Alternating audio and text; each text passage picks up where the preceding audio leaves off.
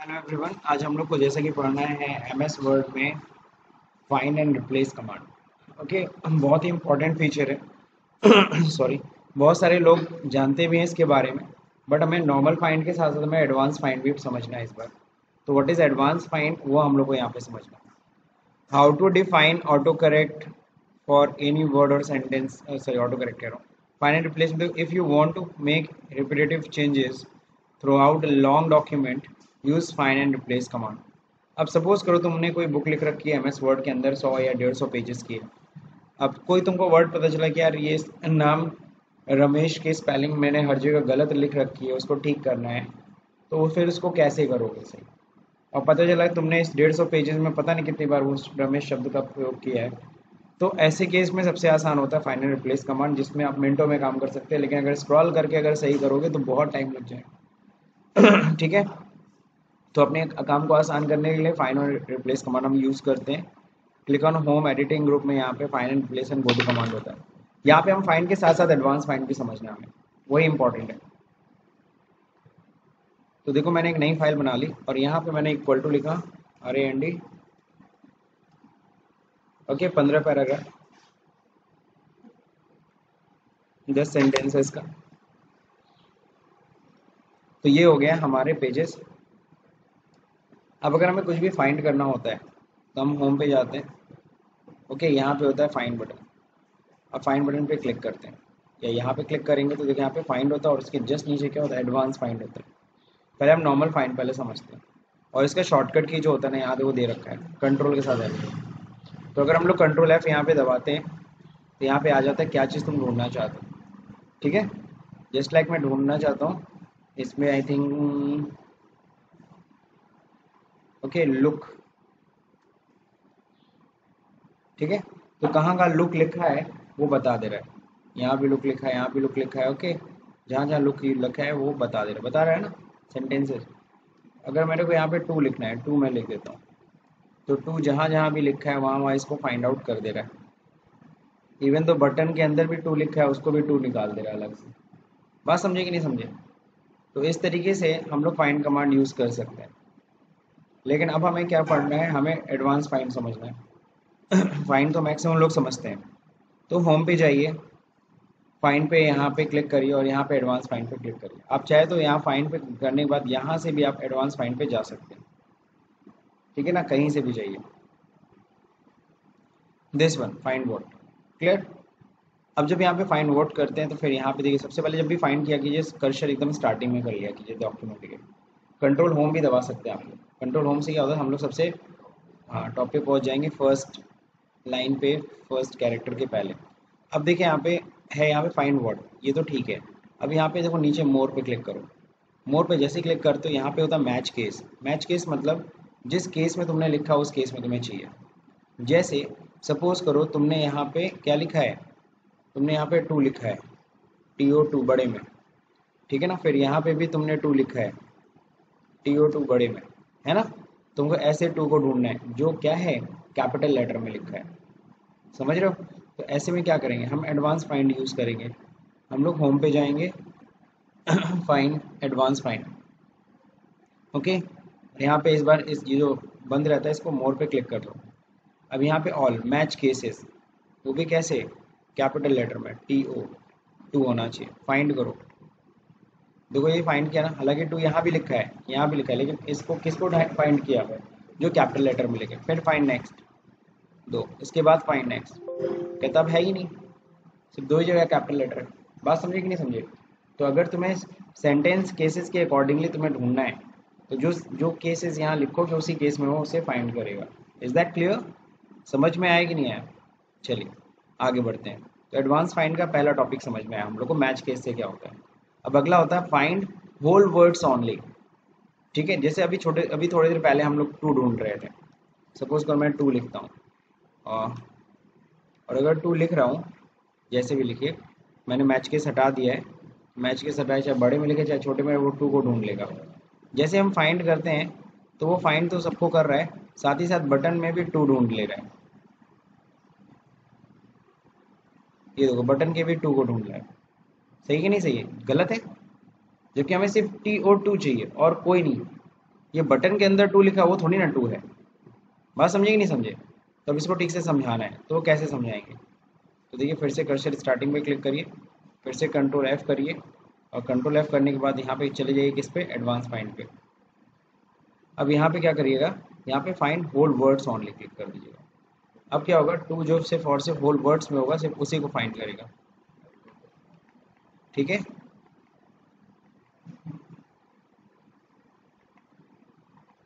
अब देखिए बटन इसके आगे है ना, यहाँ पे बटन में भी टू था, लेकिन क्या वो फाइंड करेगा? नहीं करेगा। समझ में आया कि नहीं है? तो इस तरीके से अगर होल वर्ड्स करते तो क्या फ़र्क होता है, ये भी समझ लीजिए। अब हम लोग को एडवांस फाइंड में अगला समझना है, यूज़ वाइल्ड कार्ड।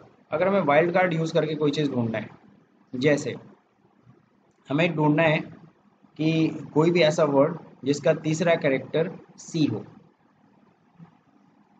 जिसका तीसरा कैरेक्टर, पहला कैरेक्टर मुझे नहीं याद है, दूसरा कैरेक्टर नहीं याद है, तीसरा कैरेक्टर मुझे याद है, उसका सी है।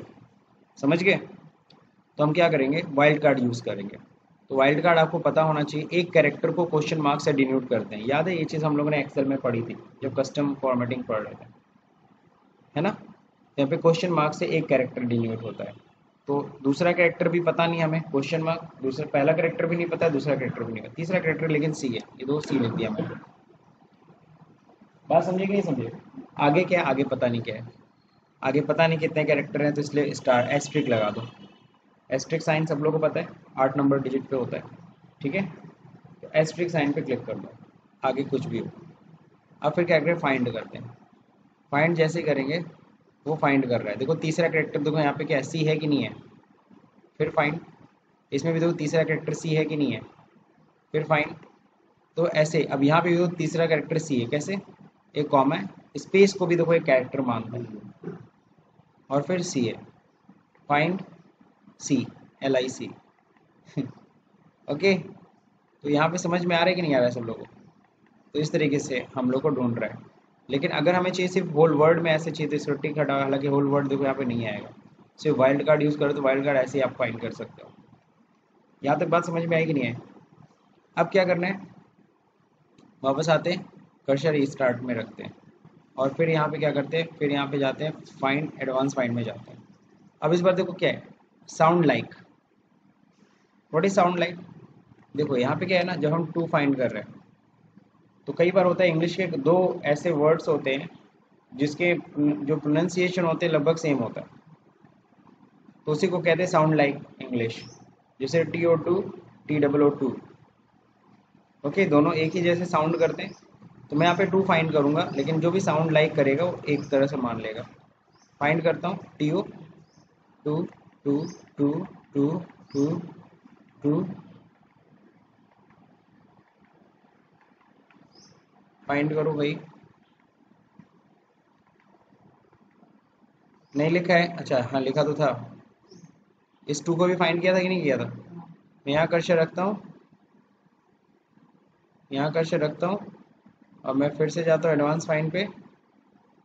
देखना, मैंने TO2 लिखा है फाइंड करने के लिए, लेकिन वो इसको भी सेलेक्ट कर ले रहा है, कर ले रहा है ना, क्योंकि दोनों का साइन लाइक सेम है। समझ रहे हैं? तो ऐसा भी होता है, ऐसे भी कई इंग्लिश के वर्ड्स हैं जिसका प्रोनाउंसिएशन लगभग सेम है, तो उनको क्या करेगा, वो एक मानेगा और उसको फाइंड करके आपको दे देगा। Last topic, find all words from English. नहीं समझे?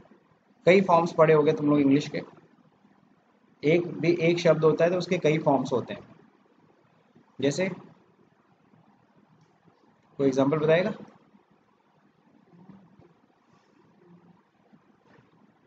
सिंपल सा सब लोग पढ़े, गो वेंट गॉन, पढ़े हो ना? तो इस तरीके से अगर गो वेंट गॉन है, सब एक ही चीज़ है ना, लेकिन अलग अलग फॉर्म में यूज़ होते हैं। इस तरह से और भी कोई याद है किसी को? हम्म, गो वेंट गॉन, ठीक है ना? अब मैं यहाँ पे देखो एडवांस फाइंड करता हूँ, मेरे को क्या जानना है, मेरे को गॉन जानना है, सही है? और फाइंड ऑल फॉर्म्स गॉन के, दो गो भी फाइंड कर लिया, वेंट भी फाइंड कर लिया, गॉन भी फाइंड कर लिया। नहीं समझ में क्लियर है? तो ये सब हमें पता होना चाहिए, और कब हमें देखो क्या यूज़ में आ जाए आपको पता नहीं है, तो कब हमें क्या फाइंड करना पड़े, बात समझे। अब हम लोग पढ़ेंगे क्या, रिप्लेस कमांड। ये सारे हो गए, क्लियर हो गया, कहीं कोई दिक्कत नहीं। अब इसी तरह से मैच प्रीफिक्स और सफिक्स होता है, ये सब हम लोग बाद में देखेंगे। अभी हम लोग फिलहाल मेन होता है रिप्लेस कमांड समझ लेते हैं। Now what is replace command? Now replace command is use to find, क्या चीज़ फाइंड करे उसको क्या कर दे। हम चाहते हैं ये डॉक्यूमेंट में जहाँ जहाँ क्या लिखा है, जहाँ जहाँ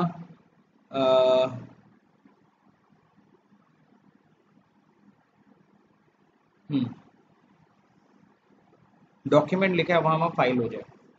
जहाँ जहाँ क्या लिखा है डॉक्यूमेंट, वहाँ वहाँ क्या हो जाए फाइल लिखा है, ये हमने करना है, ठीक। या फिर जहाँ जहाँ कैन यूज़ हुआ है ना, जहाँ जहाँ क्या यूज़ किया हो, CAN कैन, वहाँ वहाँ क्या हो जाए कैन यूज़ हुआ ना, यू कैन, तो कैन की जगह यू मे भी कह सकते हैं ना, कैन की जगह क्या शब्द यूज़ कर सकते हैं, यू मे। तो इस तरीके से हम लोग को हर जगह मान लो मे शब्द का प्रयोग करना है, जहाँ जहाँ कैन है तो इस तरह से कर सकते हो। तो चलिए मैं क्या करता हूँ यहाँ पे गो टू, यहाँ से रिप्लेस कमांड के लिए यूज़ करने के लिए क्या यूज़ करना है, यहाँ देखो होम पे जाते हैं, यहाँ पे रिप्लेस कमांड होता है। इसके लिए देखो शॉर्टकट की यहाँ पे लिखा हुआ है Ctrl+H, क्या है Ctrl+H, वही बॉक्स खुलता है, Ctrl+H करोगे, ये मान लो बंद कर देता हूँ मैं। अब यहाँ पे हमें क्या करना है, हमें डॉक्यूमेंट, डॉक्यूमेंट जहाँ जहाँ है ना, उसकी जगह क्या हो जाए, डॉक्यूमेंट जहाँ जहाँ है उसकी जगह हमें क्या करना है, फाइल यूज़ करना है। बस यहाँ पे देखो एक रिप्लेस पे क्लिक करता हूँ पहले, फाइल्स, ठीक है ना। देखो जैसे मैं यहाँ पे रिप्लेस पे क्लिक करूँगा ये डॉक्यूमेंट बदल के फाइल हो जाएगा। देखो यहाँ फाइल हो गया ना, यहाँ पे देखो फाइल हो जाएगा। तो रिप्लेस, एक एक रिप्लेस करना तो ऐसे करोगे, और एक साथ सारा रिप्लेस करना तो क्या रिप्लेस ऑल, तो बता देगा टोटल हमने रिप्लेस कर दिया। ओके, टोटल कितने रिप्लेसमेंट हुए 48, कितने रिप्लेसमेंट हुए 48। तो देखो मिनटों में काम हो गया मेरा। और जब ये रिप्लेस कमांड में बताता हूँ, पता नहीं क्यों मुझे 3 इडियट्स याद आ जाता है, देखा था ना, वो एक क्या लिखता है भाषण लिखता है और इसमें रिप्लेसमेंट कर देता है, बहुत सिंपल सा था। तो वहाँ पे भी रिप्लेस कमांड का यूज़ किया था उसमें आमिर खान ने, है ना। तो चलिए ठीक है, ये तो हम लोग को नहीं है, रिप्लेसमेंट कमांड भी समझ में आ गया। Now sir what is the use of go to command? Go to command का यूज़ है किस पे, अब देखो पेज में होता है तो बोलता है किस पेज पे जाना है।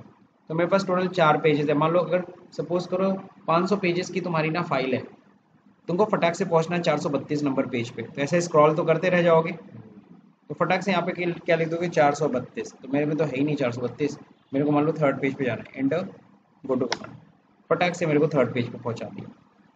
तुमको लाइन में पहुंचना है, पता चला तुम्हारे 25वीं लाइन में कुछ गलती की है, उसको ठीक करना है, किसी ने तुमको बताया 25वीं लाइन, इंटर, लो 25वीं लाइन पे पहुंच गए। तो फर्स्ट पेज पे ही तो हो, फर्स्ट पेज पे कौन से पे हो, 25वीं लाइन पे तुमको पहुंचा दिया। ऐसे काउंट करके जाओगे ना परेशान हो जाओगे। कोई कहेगा यार 50वीं लाइन में कोई गलती की हो, अच्छा ठीक है 50वीं लाइन में जा देखता हूँ, हाँ ठीक है ये 50वीं लाइन है, इसमें देखता हूँ मैंने क्या गलती की है, ठीक है। इसी तरह से कमेंट फुटनोट होता है, फुटनोट पे जाना है, और भी मतलब कुछ भी आप कहीं भी जाना चाहते हो तो यहाँ से हम पता कर सकते हैं, ठीक है। तो गो टू कमांड समझ में आया कि नहीं आया? पेज पे पहुंच सकते हैं हम लोग, अपने लाइन में पहुंच सकते हैं, जिस सेक्शन पे जाना है उस सेक्शन पे पहुंच सकते हैं। कई सेक्शन अगर हमने बांट रखे हैं, पेज ब्रेक याद है ना, सेक्शंस में बांटते थे, तो उस केस में हम किस सेक्शन पे जाना चाहते हैं, चौथे सेक्शन पे 5वें सेक्शन पे पहुंच सकते हैं, ठीक। तो यहाँ तक समझ में आया। अब ये तो हो गया फाइंड रिप्लेस कमांड यूज करना हम लोग ने सीख लिया। अब एक और चीज़ होता है, वो क्या चीज़ है, जैसे होम पे जाएंगे, यहाँ पे तो हमने ये चीज़ यूज़ कर लिया। एक होता है कमेंट डालना। कमेंट क्या होता है, याद है हम लोगों ने एक्सेल में भी पढ़ा था, यहाँ पे भी हम कमेंट डाल सकते हैं। पावरफुल वर्ड हम लोग बताना चाहते हैं, एग्जैक्टली पावरफुल वर्ड हमने किसके लिए यूज़ किया है, इसके ऊपर राइट क्लिक करते हैं। राइट क्लिक करने के बाद यही होता है इंसर्ट न्यू कमेंट्स। तो पावरफुल जो हम शब्द यूज़ कर रहे हैं वो किसके लिए, मिस्टर मोदी जी के लिए। ठीक है ना, किसके लिए, mister Modi ji, this is the your comment. Clear, तो यहाँ पे देखो कमेंट यूज हो गया, किसके लिए, पावरफुल शब्द के लिए। अब जब भी पावरफुल शब्द पे क्लिक करोगे तो अपने आप वो कमेंट आपको शो करेगा। ठीक, तो यानी कि यहाँ पे मिस्टर मोदी शब्द जो यूज किया गया है। अब यहाँ पे एक और चीज आ रहा है, जैसे यहाँ पे रख रहे हो तुम, क्या कह रहा है, रिप्लाई, ठीक है ना, अ फ्यू सेकेंड्स। इस तरह से हम लोग क्या यूज करते हैं, हम लोग बेसिकली किसी भी वर्ड पे कोई भी कमेंट डाल सकते हैं। ठीक, यहाँ पे चूज करिए, चूज वर्ड, या फिर न्यू थीम, थीम का मतलब क्या है, स्टाइल मान लो है, थीम के ऊपर भी कमेंट डाल सकते हो, राइट क्लिक, और यहाँ न्यू कमेंट, इसके ऊपर कमेंट डाल सकते हो। बट ये होता है, याद है जब हम लोग एक्सेल में डालते तो येलो कलर में आ जाता था या समथिंग, उसके रखते हुए कमेंट, लेकिन यहाँ पे क्या होता है, साइड में कमेंट बॉक्स खुल जाता है। ठीक है ना, अब इसके बारे में कुछ भी लिखना है, here we talk about style, ठीक है ना, कुछ भी इसके बारे में लिख सकते हो, टॉक अबाउट स्टाइल, ठीक है ना।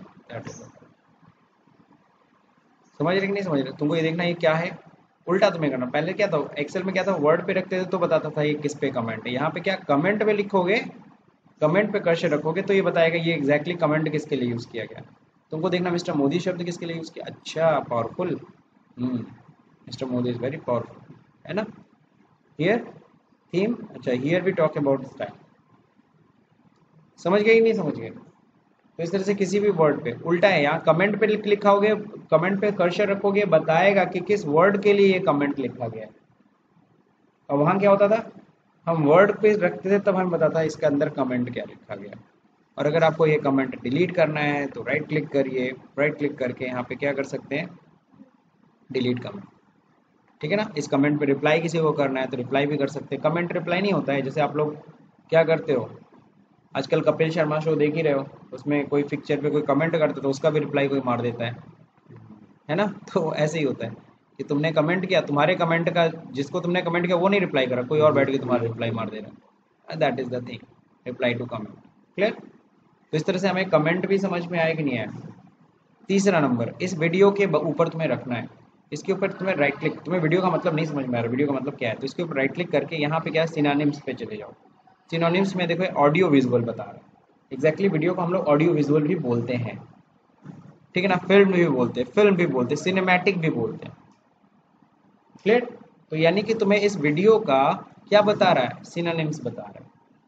सिनोनिम्स समझते हैं सब लोग, पर्यायवाची, ठीक है ना। तो इस तरीके से अगर हम लोग पर्यायवाची भी अगर जानना चाहते हैं, picture, right click, synonyms, image, image भी बोल सकते हैं ना, या फिर डिपिक्शन, पोर्ट्रेट, है ना, या फिर क्या बोल सकते हैं हम लोग, रिप्रेजेंटेशन, फोटोग्राफ भी बोलते हैं इमेज, क्यों। क्लियर है, तो इस तरह पिक्चर को हम क्या क्या शब्द यूज कर सकते हैं, अब समझ में आ रहा है कि नहीं आ रहा है। तो यहीं से हम लोग देखो इंग्लिश ग्रामर भी हम लोग देख ले रहे हैं क्या क्या चीज़ है। अगर हमको इसके थीसिस के बारे में, इसके बारे में पढ़ना है तो थीसिस में जाओ, इसके बारे में डिटेल पढ़ लो, सबके बारे में, ऑडियो विजुअल, फिल्म, है ना, जो भी चीज़ें, फिल्म में जाओगे तो ये चीज़ें मिलेगी, कैप्चर, शॉर्ट वीडियो, ठीक। तो थीसिस, तो थीसिस समझते हैं सब लोग, थीसिस आप लोगों को लिखना पड़ता था, अच्छा नहीं, जो ग्रेजुएट्स होंगे जो, उनकी बात कर रहे हैं, तो जब पीएचडी करोगे तो थीसिस लिखना पड़ता है किसी टॉपिक के ऊपर। खैर, तो यहाँ पे किसी भी चीज़ के बारे में और डिटेल अगर जानना चाहते हो तो यहाँ से आप लोग जान सकते हैं, ठीक है ना। ट्रांसलेट करना चाहते हो ट्रांसलेट कर लो, ट्रांसलेट करोगे तो फिर यहाँ पे पूछता है एग्जैक्टली ट्रांसलेटर जो तुम यूज़ कर रहे हो किस चीज़ के लिए यूज़ कर रहे हो, ठीक। तो बहुत कुछ कुछ है इसमें, खैर टाइम लगेगा, फिलहाल आज के लिए इतना काफ़ी है। सिनोनिम्स भी जान गए, किसी भी चीज़ को अगर मीनिंग नहीं समझ में आए, सिनोनिम्स देख लो, हो सकता है सिनोनिम्स तुमको समझ में आए। कई बार कोई वर्ड ऐसे लिखा रहता है हमें समझ नहीं आता इसका मतलब क्या है, और फिर बाद में जब हम लोग क्या करते हैं उसको, जब हम लोग सिनोनिम्स देखते हैं, अच्छा इसका तो मतलब यही है, तो सिनोनिम से हम समझ में आ जाता है। क्लियर है। अब जैसे एक छोटा सा एग्जांपल, जैसे चांद को कई नामों से जाना जाता है ना, लेकिन हम लोग क्या जानते हैं, हम लोग सिर्फ चांद जानते, तो अगर जायज़ बात चांद, और अगर उसके पर्यायवाची यूज़ किया जाए तो भाई हम लोग फंस जाते हैं यार, इसका मीनिंग क्या है। केबीसी बहुत सारे लोगों ने देखा होगा, केबीसी में भी ऐसी चीज़ें पूछता है कि नहीं पूछता है। खैर, तो मेरे ख्याल से आज के क्लास समझ में आ गई। और हाँ, ये असाइनमेंट है, ये असाइनमेंट भी कर लीजिएगा, जिसका लिंक मैं वीडियो में दे दूंगा। इस असाइनमेंट को कर लीजिए, क्योंकि जितनी चीज़ें यहाँ पे दी गई हैं ये सब ऑलरेडी आप लोग पढ़ चुके हो। ठीक है ना। बस यहाँ पे हो सकता है यहाँ पे आप क्रिएटर इंडेक्स में फंसो। इंडेक्स में आपको अगले टॉपिक में पढ़ा दूंगा, यानी नेक्स्ट वीडियो में कवर करा दूंगा। तो अगर ये वीडियो समझ में आए, पसंद आए, तो इस वीडियो को लाइक करिए, सब्सक्राइब करना भले भूल जाइए, बट लाइक शेयर करना मत भूलिएगा। तो thank you for watching this video.